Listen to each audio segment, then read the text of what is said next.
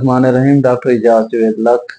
आज हमने एक टॉपिक सोचा है क्योंकि आई के एग्जामिनेशन के लिए रेटिना की या पर्दे की बहुत अहमियत होती है और पर्दे पे बेशुमार बीमारियां, कुछ कंजेनिटल डिजीजेस, कोई वास्कुलर डिजीजेस और कुछ जो है इनहेरिटेड डिजीजेस और डिस्ट्रोफीज और बेशुमार। तो उसको स्टडी करने के लिए एक तो हम फंडोस्कोपी करते हैं और स्टेट लैम्प एग्जामिनेशन करते हैं और 78 या 90 डायप्टर से देखते हैं और डायरेक्ट थर्मोस्कोपी करते हैं। उसके अलावा कुछ ऐसी चीज़ें हैं, कुछ ऐसी इन्वेस्टिगेशन है जिनमें हमने उसकी फाइंडिंग को रिकॉर्ड में लाना होता है और फर्दर ट्रीटमेंट करना होता है। उसमें दो बहुत अहम चीज़ें जो वाइडली यूज़ होती हैं और बहुत जगह पे नहीं होती हैं और उनकी बहुत ज़्यादा ज़रूरत होती है ट्रीटमेंट के लिए, वो दो इन्वेस्टिगेशन ऐसी हैं। एक फ्लोरोसिन एंजियोग्राफी है और एक ओसीटी है। ओसीटी की एक फर्दर टाइप है ओसीटी ए, ओसीटी एंजियोग्राफी। ये बहुत कम अवेलेबल है और इसके बेशुमार यूजेस हैं, यानी किसी हद तक ये फ्लोरोसिन एंजियोग्राफी को रिप्लेस करता है और काफ़ी चीज़ों में और काफ़ी ज़्यादा इंडिकेशन इसकी मुख्तलिफ हैं फ्लोरोसिन एंजियोग्राफी से। तो हमने एक एक करके ना इसको सोच के और पढ़ के इनको हमने सॉर्ट आउट किया है। तो एफएफए एक किस्म की फंडोस्कोपी है कैमरे के साथ और ये रिकॉर्डिंग होती है। तो क्या करना होता है, हम फ्लोरोसिन डाई को इंट्रावीनस ग्रेनुला के साथ इंजेक्ट करते हैं, यानी ये एक इन्वेसिव प्रोसीजर है कि इसमें हमें एक इंजेक्शन लगाना है फ्लोरोसिन का, जबकि ओसीटी ए में इंजेक्शन नहीं लगाना।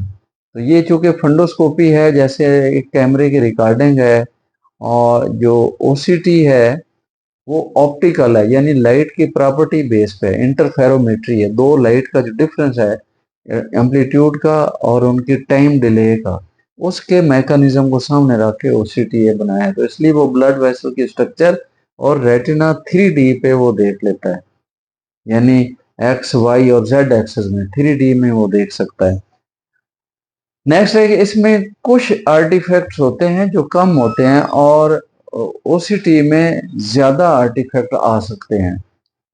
स्लो स्टडी है, इसके लिए आपको टाइम चाहिए होगा, पेशेंट की प्रिपरेशन चाहिए होगी, और जबकि ओसीटी में कोई पेशेंट की ज्यादा प्रिपरेशन नहीं चाहिए होगी और वो रैपिड उसकी इंटरप्रिटेशन है। एफएफए इस ग्लाकोमा के लिए यूज नहीं किया जा सकता, और जबकि ओसीटी जो है वो ग्लाकोमा के लिए इस्तेमाल होता है और ग्लाकोमा की असेसमेंट और अर्ली ग्लाकोमा की असेसमेंट के लिए ओसीटी ए और ओसीटी की इंतहाई ज़रूरत रहती है।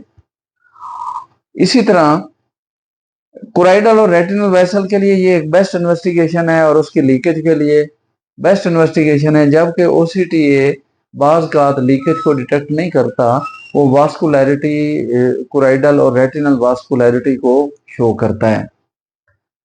इसमें डेप्थ ऑफ लियन का नहीं पता लग सकता, जबकि ओसीटी में और ओसीटी ए में हमें डेप्थ ऑफ लियन का, स्वेलिंग का, फ्लूइड का कि कितनी थिकनेस हो गई है वो हम मेजर कर सकते हैं। इसीलिए डायबिटीज और हाइपरटेंशन और कुछ एज रिलेटेड मैकुलर डिजनरेशन के लिए जब हमने कोई इंजेक्शन लगाना होता है तो उसके लिए बहुत ज़्यादा ज़रूरत होती है ओसीटी ए की या ओसीटी की। स्मॉल प्यूपल और हेजी मीडिया में, यानी कोई लेंस चेंजेस हैं या विट्रियस चेंजेस हैं, तो उसमें एफएफए की लिमिटेशन है, बाज़ का हम नहीं इसको यूज कर सकते। जबकि स्मॉल प्यूपल हो और कुछ मीडिया ओपेसिटीज हों तो ये इस्तेमाल हो जाता है ओसीटीए। कॉम्प्लिकेशन इसमें चूंकि इन्वेसिव है, इसमें कुछ डाई की कॉम्प्लिकेशन और कुछ एनाफाइलैक्टिक रिएक्शन हो सकते हैं, जबकि ओसीटीए में कोई इस तरह की कॉम्प्लिकेशन नहीं हो सकती। तो ये थोड़ा सा कंपैरिजन था बिटवीन ये टू इन्वेस्टिगेशन का।